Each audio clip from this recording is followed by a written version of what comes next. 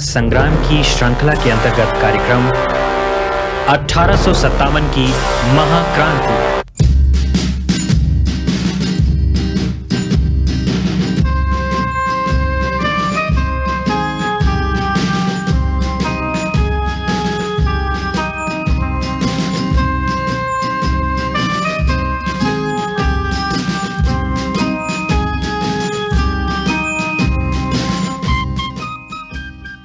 1857 की महाक्रांति का विशेष स्थान है। वो ब्रिटिश राज्य की आर्थिक और राजनीतिक शोषण की नीतियों के खिलाफ जनता का पहला जोरदार जवाब था, जिसमें समाज के विभिन्न वर्गों ने हिस्सा लिया। ये विद्रोह भारतीय सभ्यता और अंग्रेजी सभ्यता के बीच हुए टकराव का नतीजा था। विद्रोह के पीछे एक कारण था ब्रिटिश सरकार द्वारा जनता का लगातार आर्थिक शोषण। अंग्रेजों की अर्थनीतियों की चपेट में आकर पुराने उद्योग धंधे ठप हो गए थे। एक ओर किसान और कारीगर आर्थिक शोषण की नीतियों से आतंकित थे, तो दूसरी ओर पुराने ताल्लुकेदार ब्रिटिश भूमिकर नीति से प्रभावित थे। देसी राजा लैप्स की नीति से आतंकित थे। इन सब ने पहली बार एक साथ मिलकर एक जबरदस्त लड़ाई का मोर्चा खड़ा कर दिया था।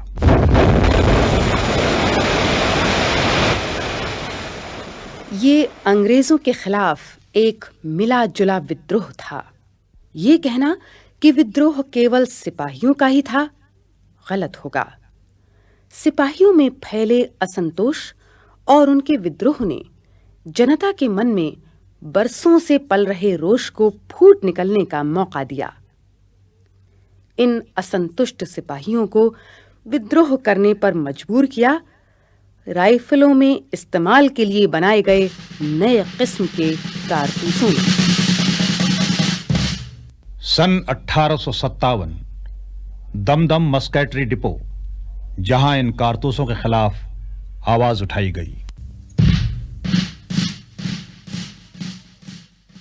नहीं मानेंगे तुम्हारा ऑर्डर, जो करना है कर लो। हम वो लोग नहीं जो डर जाएं। इन कारतूसों को हम नहीं इस्तेमाल करेंगे। इनमें गाय और सुअर की चर्बी लगाई गई है। इन्हें हम मुंह से नहीं खोल सकते।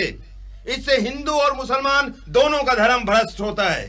तुम लोग हमारा धर्म भ्रष्ट करना चाहते हो, देखते हैं तुम क्या करते हो। हाँ, नए कारतूसों का इस्तेमाल हम नहीं करेंगे। You bloody fools! इसकी सख्त सजा दी जाएगी। तुम्हारी ये टुकड़ी तोड़ दी जाएगी। अरे जो करना है करो, मगर ये तानाशाही नहीं चलेगी। नहीं चलेगी, नहीं चलेगी।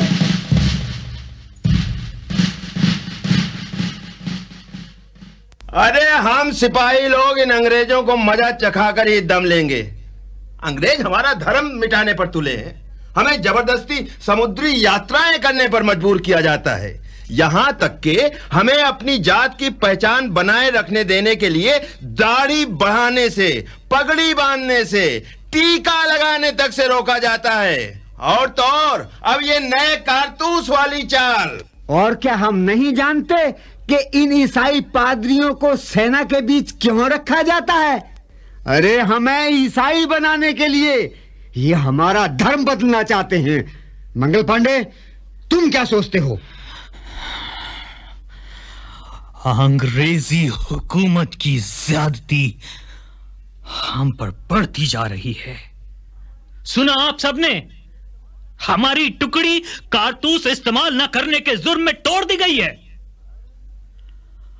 और कल जमादार सालिग्राम का कारतूसों के विरोध करने के जुर्म में कोर्ट मार्शल किया जाएगा। मेरा तो खून खौल रहा है। अब तो अंग्रेजों का खून करके ही मुझे चैन मिलेगा। ये मंगल पांडे, तुम सिपाहियों को हमारे खिलाफ भड़काता है, सुअर का बच्चा। हाँ?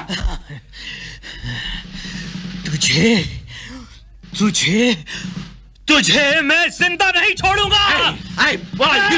क्या करते तुम?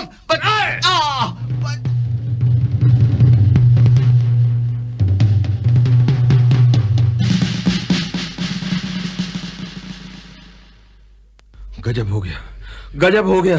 मंगल पांडे को अंग्रेज अफसर के खून करने और अंग्रेजों से बदतमीजी से पेश आने के जुर्म में कल फांसी दे दी गई। मंगल पांडे ने इन विदेशियों के जुल्म को बर्दाश्त नहीं किया, वो शहीद हो गया। और 24 अप्रैल को मेरठ में भी यही घटना दोहराई गई। सर, आज 3rd नेटिव कैवलरी के 90 सिपाहियों ने कारतूस इस्तेमाल करने से इनकार कर दिया। ये सब तो बगावत पर उतर आए हैं सर। वो मैं खुद उनसे बात करूंगा, देखते हैं कैसे नहीं मानते। सिपाहियों, कारतूस इस्तेमाल नहीं करने की सजा में यह टुकड़ी तोड़ी जाती है और तुम सबको 10 साल की कैद की सजा सुनाई जाती है। गिरफ्तार करो इन सबको, अरेस्ट दो, ले जाकर ठूस दो इन सबको जेल के अंदर।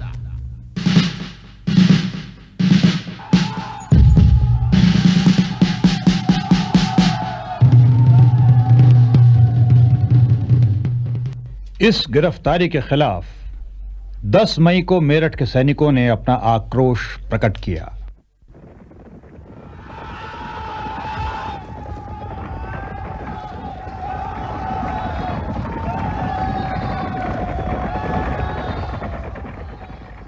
अंग्रेजों का जुल्म हम कभी बर्दाश्त नहीं करेंगे।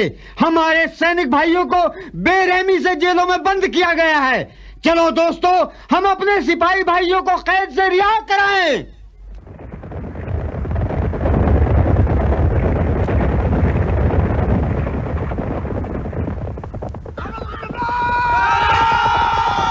तोड़ दो जेल के दरवाजों को। तुम लोग किधर को चाहता है? तुम भी जेल में जाना मांगता है क्या? मार डालो इन अंग्रेजों को, कोई बचने ना पाए। जेल की दीवारों को तोड़ दो। ये बाहर कैसा शोर है? लगता है हमारे भाई हमें छुड़ाने के लिए आ पहुंचे हैं। भाइयों, भाग चलो, अब आप कैद से रिहा है। साथियों, मेरा सुझाव है कि हम सभी दिल्ली चलें और मुगल सल्तनत के चिराग बहादुर शाह को अपना बादशाह बना लें। सारे हिंदुस्तान का बादशाह बना लें। हाँ, ये ठीक है। सवार हो जाओ अपने घोड़ों पर। चलो।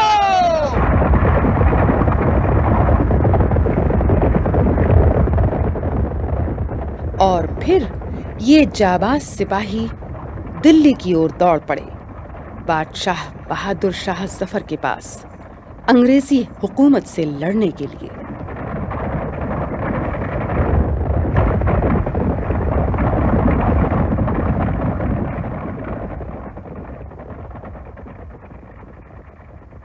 आप लोग कौन हैं? हम मेरठ के सिपाही हैं, अंग्रेजों के खिलाफ बगावत करके आ रहे हैं। बहादुर शाह को बादशाह बनाने की इच्छा रखते हैं। बहुत खूब, फिर तो हम सब दिल्ली के घुड़सवार सिपाही भी तुम्हारे साथ हैं। चलो साथियों।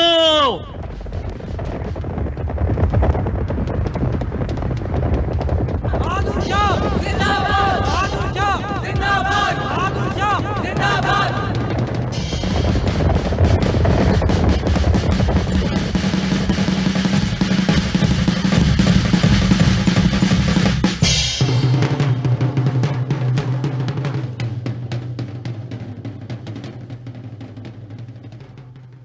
मुगल खानदान पर आपके इस भरोसे के लिए हम शुक्रगुजार हैं। आप सबने हमें नए हिंदुस्तान का बादशाह चुना है, तो हम भी अपना फर्ज पूरी तरह से निभाएंगे। हम इस वक्त दूसरे देसी राजाओं से भी अंग्रेजों के खिलाफ एकजुट होने की गुजारिश करना चाहते हैं।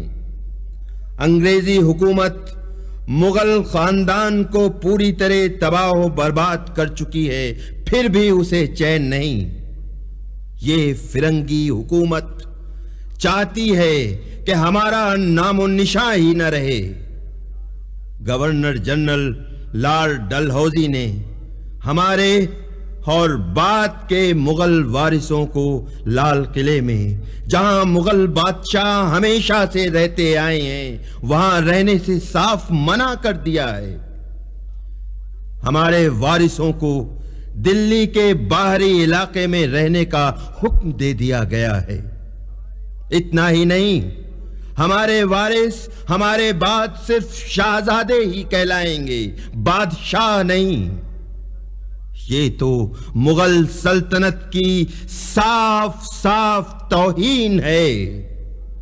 बहादुर सिपाहियों, हम सब मिलकर अंग्रेजों से बदला लेंगे और उन्हें उनकी ज्यादतियों का सबक सिखाएंगे। बहादुर शाह जिंदाबाद, बहादुर शाह जिंदाबाद, बहादुर शाह जिंदाबाद। 1857 की महाक्रांति के ये सैनिक अपनी जान की बाजी लगाए अंग्रेजों से लड़ते रहे, पर अंततः 20 सितंबर 1857 के दिन अंग्रेजों ने दिल्ली पर कब्जा कर लिया। दिल्ली के अंग्रेजों के हाथ में आते ही महाक्रांति का मुख्य केंद्र समाप्त हो गया।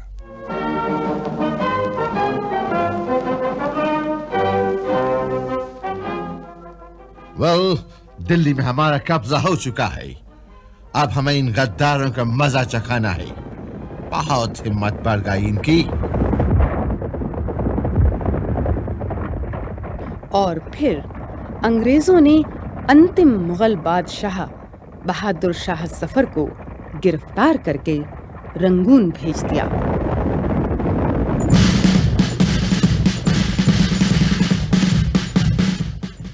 लेकिन देसी रजवाड़े अपने अपने क्षेत्र में अंग्रेजों से मोर्चा लेते रहे।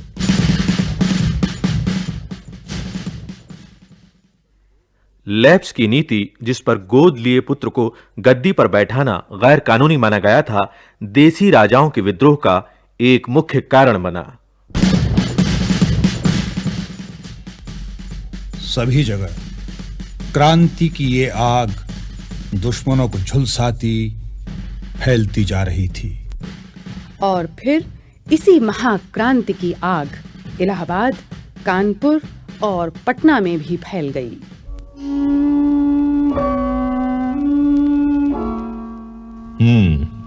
खैर और बगावत फैलती जा रही है।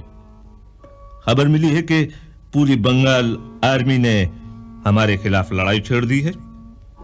अवध, रोहिलखंड, दोआब, बुंदेलखंड, सेंट्रल इंडिया, सभी जगह हमारे लोगों को उन लोगों ने हटा दिया।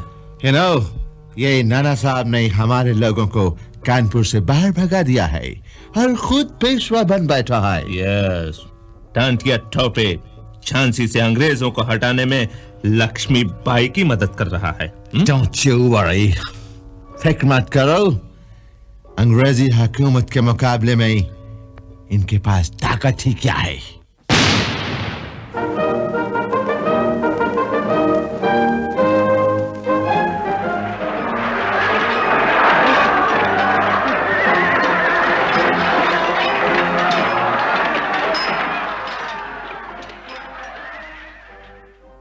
तांतिया टोपे जी, ये अंग्रेज लोग तो अपनी हुकूमत हम पर लाते ही जा रहे हैं।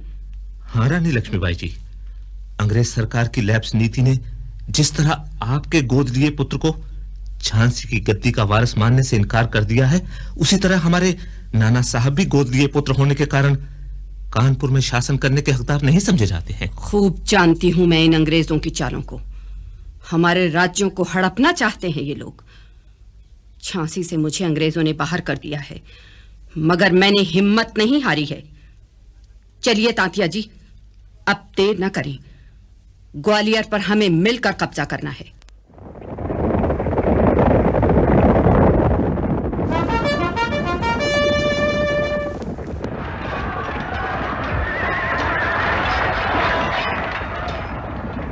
मेरे बहादुर सिपाहियों, हम सब मिलकर ये प्रण करें कि हम अपनी आजाद शाही को अपने हाथों नहीं दफनाएंगे। ये खुशी की बात है कि ग्वालियर के 20,000 सिपाही अंग्रेजों का साथ छोड़कर हमारा साथ देने के लिए तैयार हैं। बहादुर सैनिकों, तो चलो अब देर न करो, छेड़ दो जंग दुश्मनों के खिलाफ।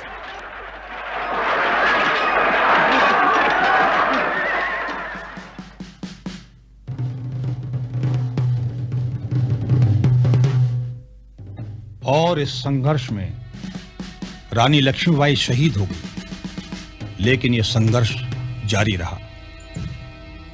भारत में जहां-जहां विद्रोह हुआ, वहां विद्रोही जनता को बेरहमी के साथ मौत के घाट उतार दिया गया।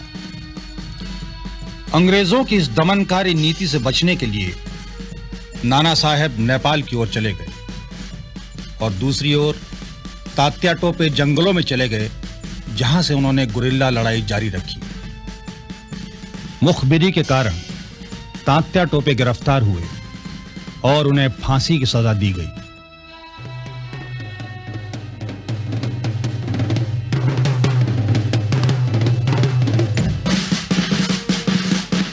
देसी राजाओं और सिपाहियों के अलावा कुछ और वर्ग जिन्होंने गदर में भाग लिया, वे थे किसान, कुछ असंतुष्ट जमींदार और कुछ शहरी जनता। अंग्रेजों की आर्थिक शोषण की नीति से किसानों का जीवन बद से बदतर होता जा रहा था।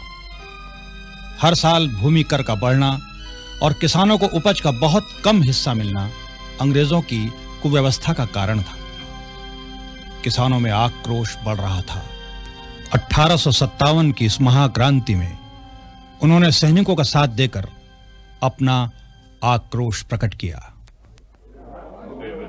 भाइयों, हम किसानन का महाजनन से बदला लेकर इससे अच्छा मौका फिर नहीं मिली। हमका सिपाहियन के साथ मिलकर लड़क चाहिए। महाजनन के बही खातों को जला डालो और इस जमींदारों को जान से मार डालो। अरे हम अंग्रेजों से हमदर्दी काहे जताएं? बताओ भला, का भला किया है इन लोगों ने हमारा? हमने सारे धंधन का ठप करके अपने देश के कारखाने में बने माल को हम पर थोप रहे हैं ये लोग। अरे हाँ भाई, अपने माल बनाने खातिर कच्चा माल जो करियो कपास हो ना, अरे थोड़े पीछे देकर अपने देश में ले जा से। हमारा तो नुकसान से इसमें। और ये कोर्ट कचहरी, ये सब हमारा दुश्मन है। और ये चापलूस जमींदार और खून चूसन वाले महाजन ये अंग्रेज के साथी हैं। इन पर तो हमला बोलना ही चाहिए। इनका हम जिंदा नहीं छोड़ेंगे।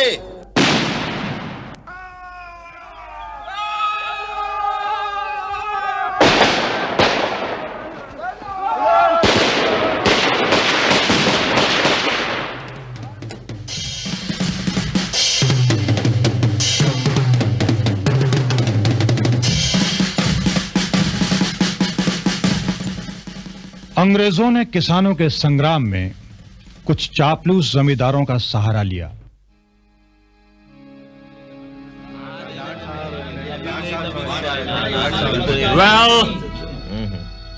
हम आपको आपकी जमीनें वापस कर देंगे, लेकिन एक शर्त है, आप लोगों को विद्रोहियों का साथ छोड़ना होगा।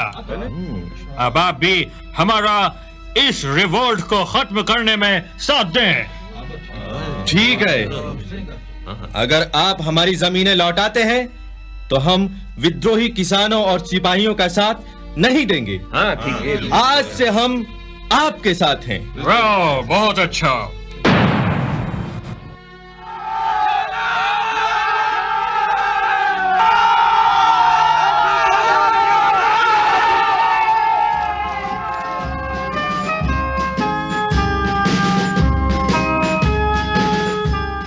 और इस तरह अपने ही लोग अपनों पर टूट पड़े और गरीब किसानों को कुचला जाने लगा।